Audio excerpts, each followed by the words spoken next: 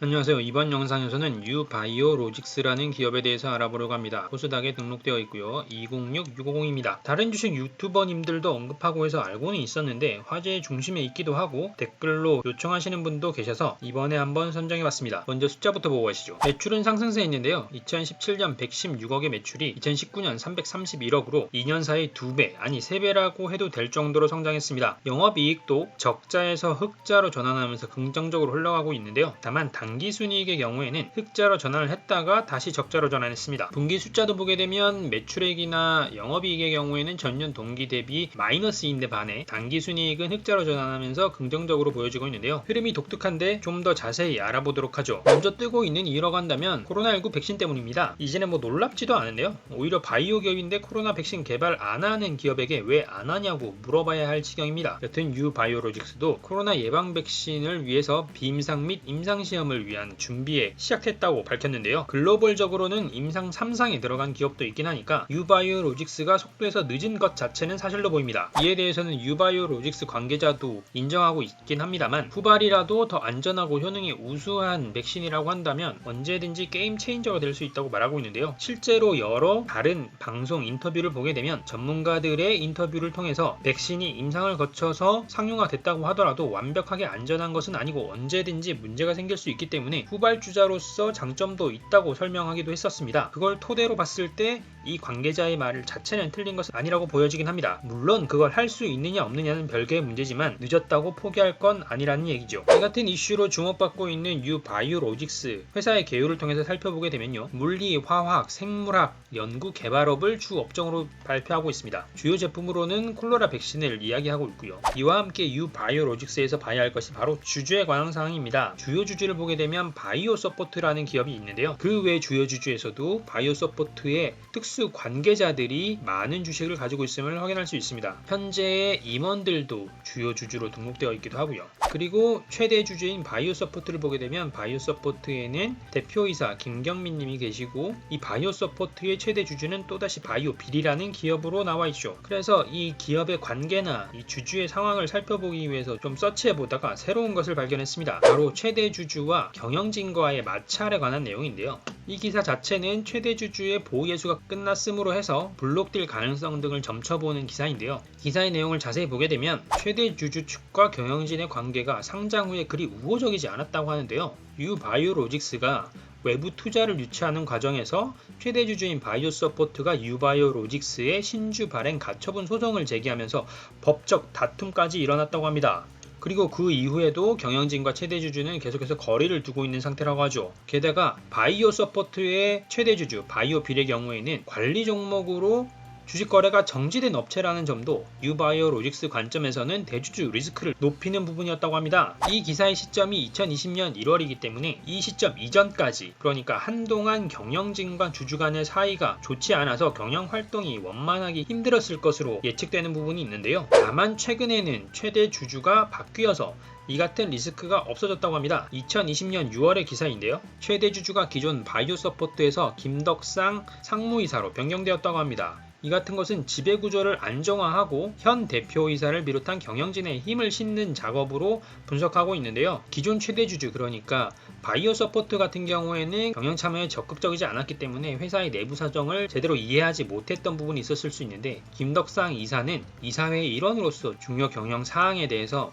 의사결정을 참여해왔고, 그렇기 때문에 회사에 대한 이해도가 높다는 면에서 주주와 경영진 사이에 경영 방향에 대한 합일점을 찾는 데 좀 더 도움이 될 것으로 보입니다. 이 같은 내용을 바탕으로 유바이오로직스의 사업의 내용을 보게 되면 먼저 공장이 있다는 것이 눈에 띄는데요. 유바이오로직스의 경우에는 연구만 하는 것이 아니라 생산 공장도 갖추고 있는 바이오 기업이라는 것을 확인할 수가 있고요. 주요 사업으로는 백신 개발과 공급, 그리고 바이오 의약품에 대한 CRMO 사업이 있다고 합니다. 이 바이오 의약품에 관한 CRMO 같은 경우에는 화학 합성 의약품에 비교되는 의약품 분류로서 기존에 있는 유전자를 재조합하거나 세포를 배양하고 세포를 융합하는 등의 생물 공학 기술을 통해서 생산되는 의약품을 말한다고 합니다. 이 같은 바이오 의약품이 주목을 받는다는 내용에 대해서는 많은 바이오 기업들이 이야기를 하고 있기도 합니다. 이같이 바이오 의약품에 대해서 설명을 드리긴 했지만 지금 현재로서 유바이오로직스의 가장 중요한 부분은 바로 백신, 그 중에서도 콜레라 백신에 관한 부분입니다. 국제백신연구소로부터 경구용 경구용, 그러니까 먹는 약 콜로라 백신에 대해서 국내 독점 기술 이전 대상 업체로 선정된 이후에 몇 년간의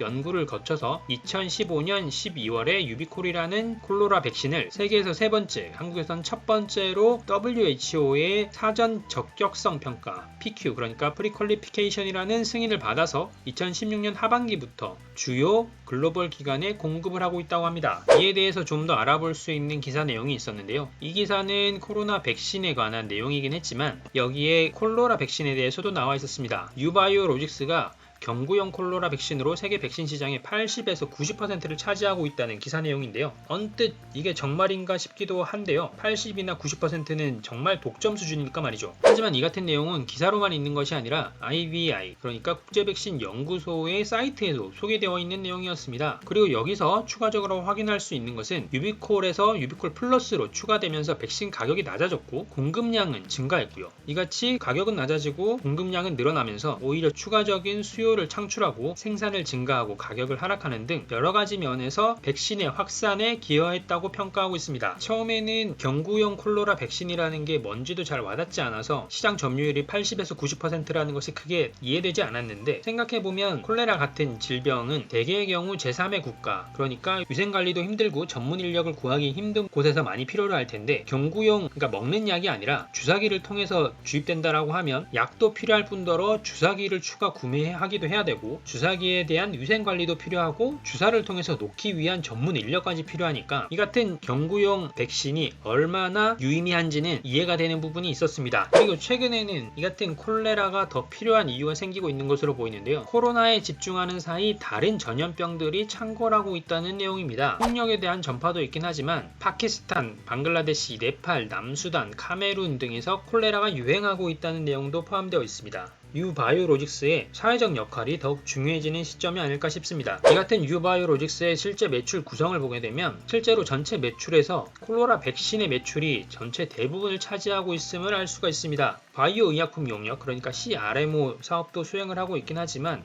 미미한 수준의 매출이고요. 다만 재밌는 것은 한국에서는 콜로라가 없다고 보는 것인지 내수 매출이 전혀 없다는 게 좀 신기해 보였습니다. 여튼 이 콜레라 매출만 가지고 계속 먹고 살기는 힘들 텐데요. 그 외에 각종 연구도 하고 있을 테니 다음에는 어떤 약이 나올지 연구 내용을 좀 보게 되면요. 장티푸스 백신, 폐렴구균 백신, 수막구균 백신, 면역 증강제 개발, 자궁 경부암 백신, 대상포진 백신 등을 개발하고 있다고 합니다. 이에 관해서는 기업 설명서에서 진행 상황을 알 수가 있었는데요. 앞에서 본 사업 보고서는 2019년 기준의 자료였지만 지금 이 기업 소개서 같은 경우에는 2020년 5월의 자료이고요. 이것을 바탕으로 보게 되면 장티푸스 백신 같은 경우에는 임상 3상에 도달했음을 알 수가 있습니다. 나머지의 경우에는 아직 임상이 많이 진행되어야 하긴 하지만 장티푸스 백신 같은 경우에는 곧 상용화 직전에 있다고 볼 수가 있는데요. 이 같은 내용을 찾아보게 되면 2019년 12월에 이 같은 임상에 대해서 필리핀에서 임상시험 계획이 승인받았다고 공시했다고 합니다. 그리고 이 약에 대해서 국내 허가는 물론 WHO PQ 프리퀄리피케이션의 승인을 목표로 개발 중이라고 하는데요. 저희가 앞에서 봤던 것처럼 콜로라 백신으로 WHO의 PQ를 이미 받아본 경험이 있기 때문에 장티푸스의 상용화에서도 이 같은 경험이 긍정적으로 작용하지 않을까 싶습니다. 이 같은 내용을 바탕으로 숫자를 보게 되면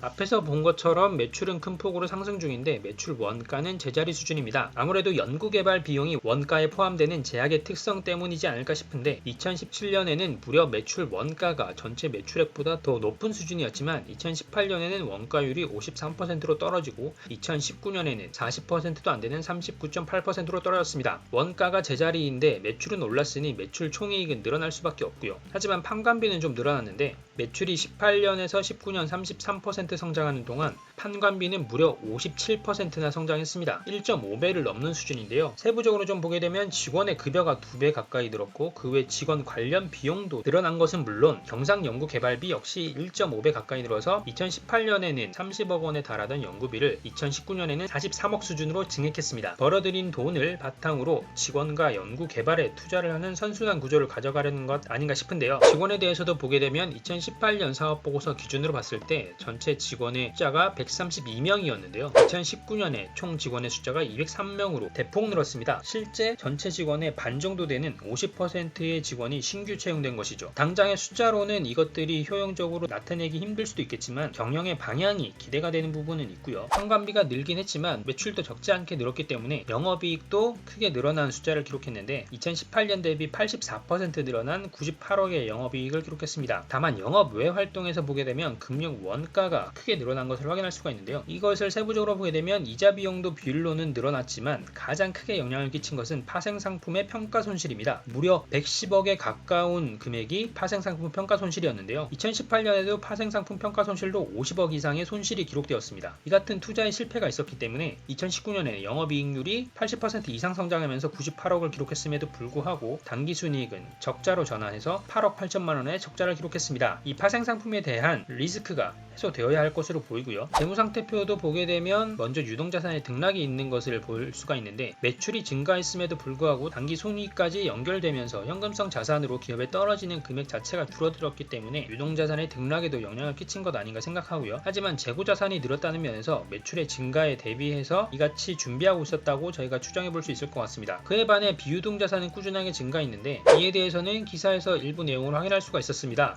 유바이오로직스의 CMO 사업 확장인데요. 신공장을 활성화 지원한다는 내용입니다. 기사를 기점으로 봤을 때 지난 3분기 그러니까 2019년 3분기에 공장을 짓는데 370억을 투입했다고 하고요. 이에 앞서서 토지 구입과 함께 시설 장비에 투자를 했기 때문에 전체 600억, 국가 보조금을 제외하면 520억 정도를 투자했다고 합니다. 이 같은 투자가 있었기에 유형자산이 꾸준하게 늘어나고 있는 것으로 보이고요. 이에 맞춰서 무형자산도 보게 되면 연구개발을 활발히 하는 기업에 맞게 무형자산도 늘어나고 있습니다. 저희가 지난 영상에서 살펴봤던 종근당 같은 경우에는 연구개발 비용을 많이 쓰고 있음에도 불구하고 무형자산이 대동소이한 수준을 가져가고 있다는 것을 확인했었는데요. 그에 반하면 유바이오로직스의 무형자산은 꾸준하게 늘어나고 있는 것이 긍정적으로 해석되는 부분입니다. 이 같은 영향으로 자산 총계를 봤을 때 2년 사이에 3배 넘게 증가해서 기록되었고요. 하지만 증가로 보자면 부채 역시 만만치 않게 증가했는데요. 2년 사이 6배 이상 증가했습니다. 주로 2018년에 증가를 많이 하긴 했지만 2018년과 19년에도 장기 차입금이 크게 증가하는 등 일부 계정이 많이 증가했고요. 이렇게 부채 총계가 꾸준하게 늘었기 때문에 자본과 부채의 비율로 보게 되는 부채 비율 같은 경우에는 100%를 넘어서 200%를 향해 가는 것을 확인해 볼 수 있습니다. 잘 쓰면 약이 되는 부채이긴 하지만 관리가 필요하지 않을까 싶고요. 그럼 이제 최근 보고서도 함께 보도록 하죠. 앞의 사업 보고서에 이어서 분기 보고서에서도 재무상태표를 먼저 보게 되면 유동자산이 증가했는데 재고자산의 증가가 가장 크게 기여했습니다. 매출이 지속적으로 활성화되고 있는 상태라면 재고자산이 증가하는 것 자체는 여러 가지에 기여할 수가 있기 때문에 좋을 수도 있겠지만 코로나로 인해서 수출이 쉽지 않은 상황인데 재고가 늘어나고 있다는 것이 코로나로 인한 생산 및 재고 전략에 문제가 생겼던 것 아닌가 추정해 볼 수 있을 것 같고요. 비유동자산도 소폭 늘었는데 유형자산과 무형자산 모두 소폭 늘었습니다.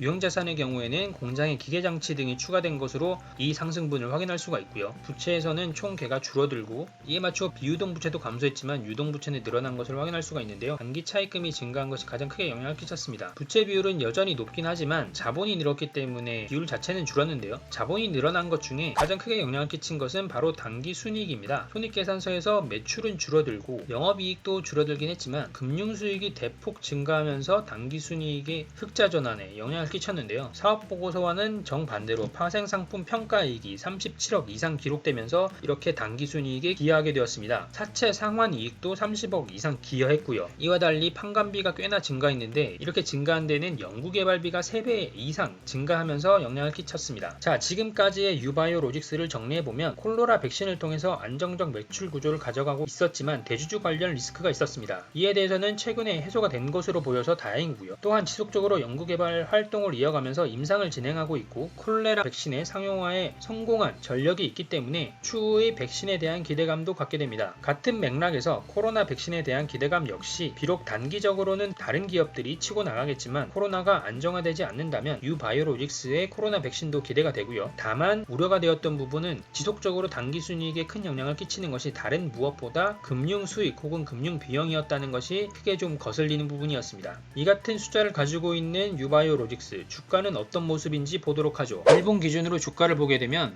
가장 크게 먼저 반응 온 날은 바로 7월 22일입니다. 상한가를 기록했는데요. 저희가 앞에서 봤던 유바이오로직스가 코로나 백신에 관해서 준비를 하고 있다고 발표한 날이 바로 7월 22일이었습니다. 그 이후에 주가가 꾸준하게 상승세를 기록하고 있는데요. 이렇게 계속 주가의 상승을 기대해서 볼 수 있을까에 대해서는 두 가지 우려스러운 관점을 가지고 있습니다. 첫 번째는 우선 바로 지난달에 발표되었던 영업 잠정 실적에 대한 공시인데요. 2분기 실적은 전기인 2020년 1분기 대비해서 봤을 때도 그리고 전년 동기 대비해서 봤을 때도 굉장히 실망스러운 실적이 나올 것으로 보여지고 있습니다. 작게는 10%, 크게는 20% 이상 감소한 숫자가 보여질 것으로 추정되고 있는데요. 이 공시 자체는 7월 3일날 발표되었기 때문에 시기상 봤을 때는 이미 이 같은 좋지 않은 실적이 주가에 다 반영되었다고 봐야 하는 게 맞긴 한데, 그렇다고 보기에는 7월 초반에 거래량이 붙으면서 주가가 크게 하락한 날이 없습니다. 가장 크게 하락한 날이 2.5% 하락한 날이죠. 물론 크게 봤을 때는 7월 초에서 7월 중순으로 가는 것이 소폭 하락세라서 이 같은 것에 잠정 실적이 영향을 끼쳤는지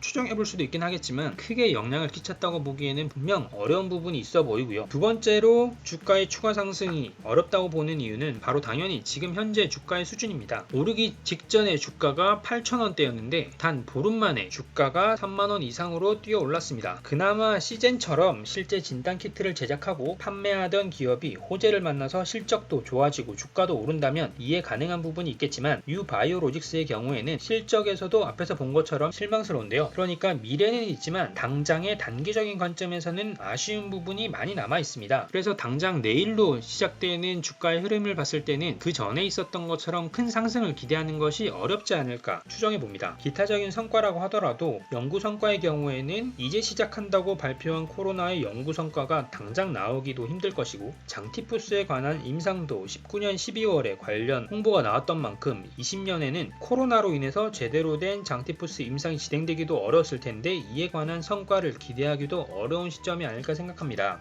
그렇기 때문에 적어도 단기적으로는 나타날 수 있는 호재가 모두 다 소진된 것 같아서 주가가 크게 상승하는 게 어렵지 않을까 생각하고요. 물론 주변 기업으로 인해서 주가가 상승할 수 있는 부분은 있겠지만, 예를 들어서 기존의 코로나 백신을 만들고 있던 업체들의 백신의 효능에 대해서 의구심이 던져진다던가 부작용이 나타난다던가 하게 되면 현재 연구를 진행하고 있는 기업의 주가가 훨씬 더 주목을 받을 테니까요. 하지만 그렇지 않다라고 한다면 주가의 큰 상승은 당분간은 어려울 것 같고요. 자, 이번 영상에서는 작은 기업이지만 바이오 기업의 진수를 보여주고 있는 유바이오로직스에 대해서 알아봤습니다. 유바이오로직스의 연구와 경영이 모두 성공적으로 이어져서 좋은 바이오 대기업이 탄생할 수 있기를 바라면서 이 같은 정보들이 영상을 시청하시는 모든 분들께 도움이 되었으면 하고요. 그럼 저는 다음에 새로운 정보와 주식으로 찾아뵙도록 하겠습니다. 감사합니다.